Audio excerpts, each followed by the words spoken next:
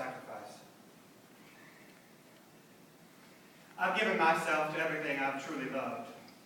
Sacrificed it all for my audience, my characters. Right. We had those magical eyes once.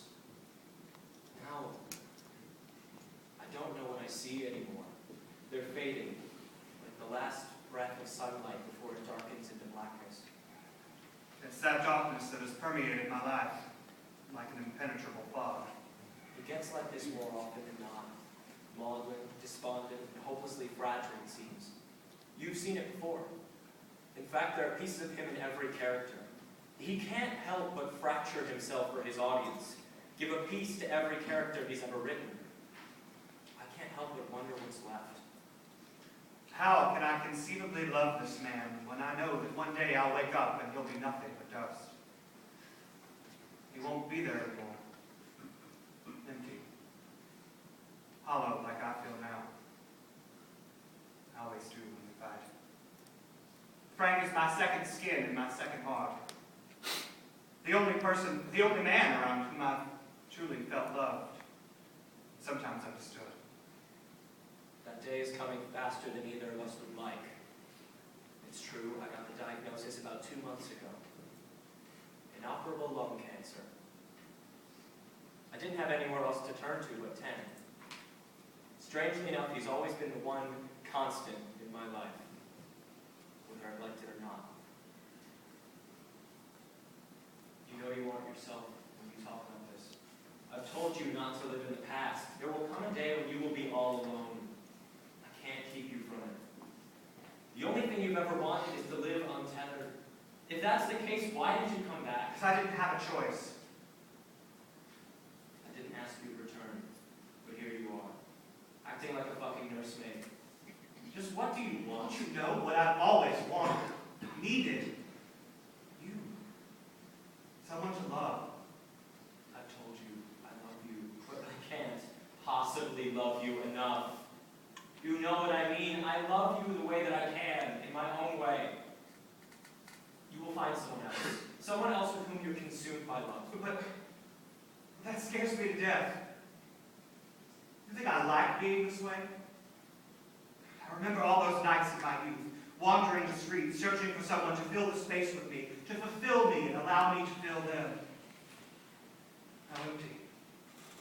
In the morning they'd be gone, and in a lot of ways so would I. I'm bearing my soul to you, God. Don't you have anything to say?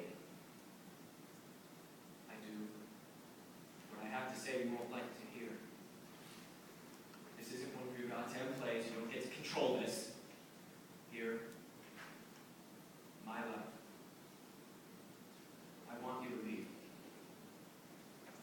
Leave? Leave you with all this? You wouldn't have a pot to piss in if it wasn't for me. Well, I won't be needing all this in a few months, will I? I can't keep you from this.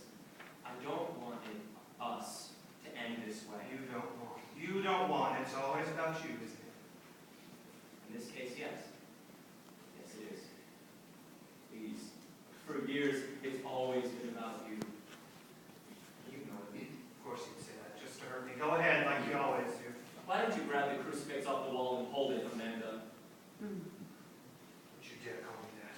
It is the prop for martyrs. Why don't you take the knife and plunge it into my heart? It would hurt less than this. You wanted me for years, 10, pursued me all those years ago, kept dragging me back to you every time I wanted to get on with my life. And now, here it is, the end of it, and you're still here. What are you saying? I'm saying that as scared as it makes you, you have to let me go. That's what you want. He starts to exit the room, presumably to pack his things. That's right, reach for the liquor, I know you did. I've told you I'm sober. How many times do I have to say it? What are you, my mother? No. I know what places you go to when you fight. You want to drink. Do anything. Say anything. You should shut the hell up. Come on, Ted. You know I'm just thinking about your well-being. You know I don't want you out of my life completely. I just can't do this anymore. When you're getting drunk won't help things one bit. There you go, Frank Marlowe. There you go. You either want me or you don't. Drunk or sober, you never know what the hell you wanted.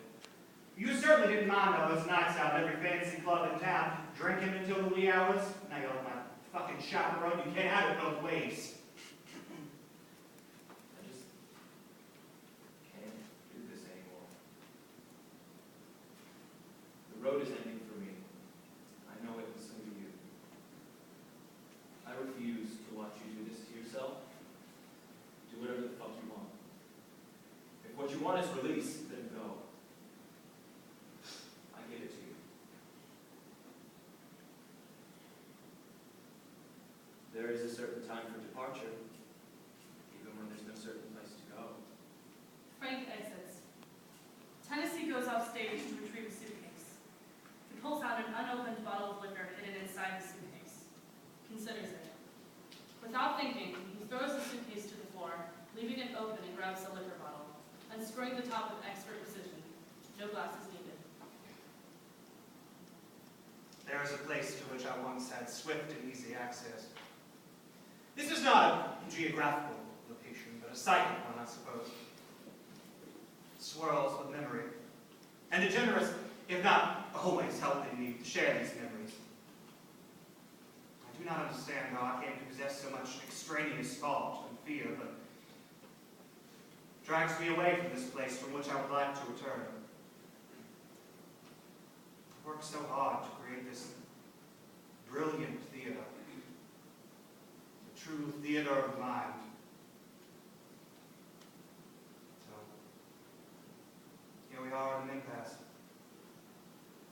Frank's on the way out.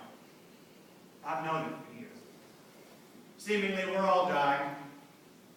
I've known the brevity of my own mortality since New Mexico. I'll never forget almost dying in that barren land, quenched for thirst like I was and continue to be. This doesn't help. One should really alter life and religion to suit oneself, don't you think? Well, it is your soul and your liver. As Blanche Dubois said, well, honey, a shark never does a coke getting on. You will be told that it is unhealthy to remember at times how quickly life passes. You will be told that to always be aware of how quickly we lose people and faculties and interest will drive you insane. Will have you always aware of your limitations and your mortality. But I have come to the conclusion at this point in my life that life itself drives most of us insane.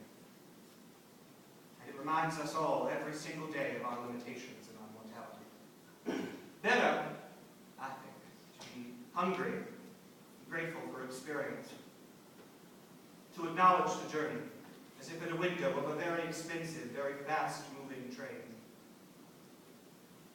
That train hurtling through experience that just happens to be your life. There is, as with all things, a style that is necessary for living, for dying.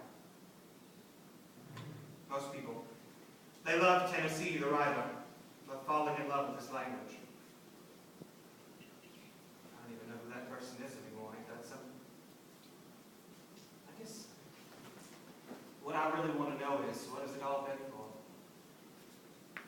There is very little I can do well. I cannot have or care for a child.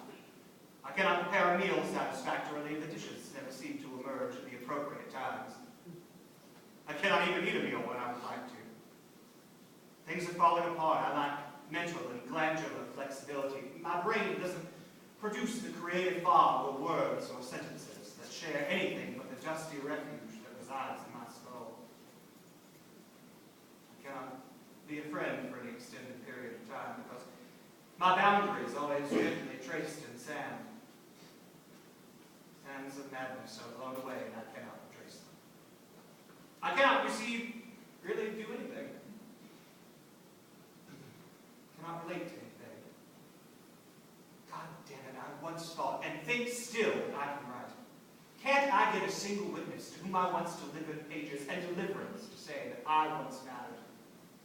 His suitcase is packed. Light shift. Fred Marlowe died September 20th, 1963. My letter to him was never received. Dearest Frank, The hardest part of loving someone is knowing how to say goodbye.